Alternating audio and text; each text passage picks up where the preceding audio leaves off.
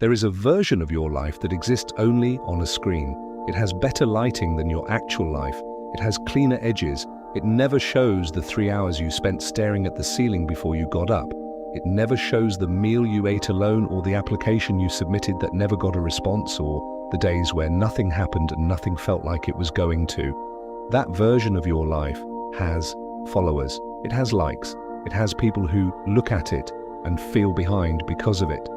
And here is the part that should stop you cold. You built that version. You curate it every single day. You decide what goes in and what stays hidden. And somewhere in the process of building a life that looks good from the outside, you started losing track of the one you are actually supposed to be living on the inside. This is not a conversation about social media being bad. This is a conversation about what happens to a human being when they spend more energy performing their life than actually living it, and what it costs you in ways that do not show up on any screen. Psychologists call this self-presentation theory, the idea that human beings are constantly managing the impressions others form of them. Social psychologist Irving Goffman described everyday life as a performance where people play roles depending on their audience. And social media took that performance and gave it a stage with a live audience of hundreds or thousands of people watching every single day. Research from the University of Pennsylvania found that the more time people spend passively consuming social media, the higher their levels of depression, loneliness, and feelings of inadequacy. Not because their lives are worse than what they see, but because the brain cannot maintain the constant performance of looking successful while privately feeling the distance between the performance and reality. That gap is exhausting in a way that sleep cannot fix, because you are not physically tired. You are psychologically depleted from maintaining a version of yourself that does not fully exist. Here is something that nobody talks about honestly enough. The most dangerous part of performing for a crowd is not what it does to your image, it is what it does to your decisions. When you are building your life for an audience, you stop making choices based on what is actually right for you and start making choices based on what will look right to them. You take the opportunity that photographs well instead of the one that fits you. You stay in the city that looks exciting instead of moving somewhere that would actually make you happy.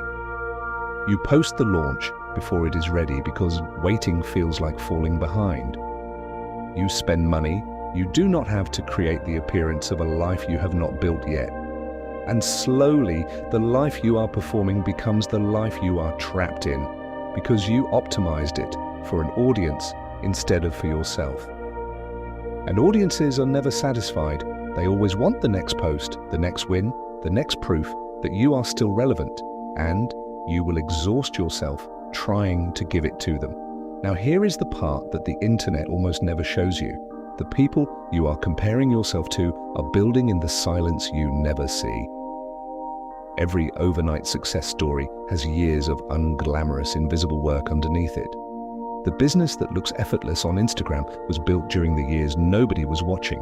The body that looks like it happened naturally was built during workouts nobody posted. The relationship that looks perfect online was built during the hard conversations that were never filmed.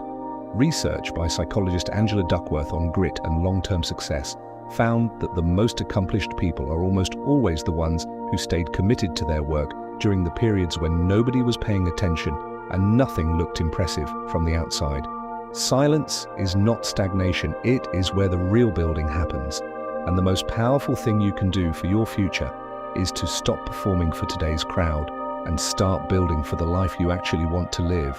And here is what nobody tells you about the unglamorous parts.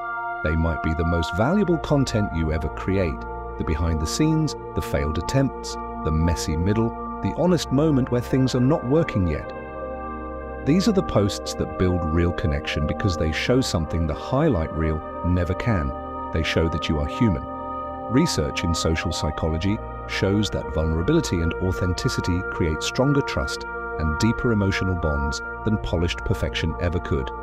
The creator who shows the struggle alongside the success builds a community. The one who only shows the wins builds an audience that disappears the moment the wins stop coming. Your unglamorous parts are not liabilities. They are your most honest competitive advantage, because in a world full of performances, the person who is real always stands out. Stop performing for a crowd that is not paying your bills, living your life, or carrying your consequences. Build in the silence. Show up in the unglamorous moments. Post the real parts, not because vulnerability is trendy, but because authenticity is sustainable and performance is not. The life you are trying to look like you are living is available to you, but only if you stop spending the energy it requires on maintaining the appearance of it and start spending that energy on actually building it. Success does not need an audience to be real, and the most satisfying wins you will ever experience are the ones that happened while nobody was watching. So close the app, stop performing, start building, and one day the life you post will be the life you are actually living, and that will feel like nothing you have ever performed before. This is Stickman Momentum Lab, where we have the conversations everyone is feeling but nobody is saying out loud. If this hits something real inside, you hit the like button, subscribe, and turn on your notifications, because every single week we go deeper. You found this channel for a reason. Stay with us. There is so much more we still need to talk about.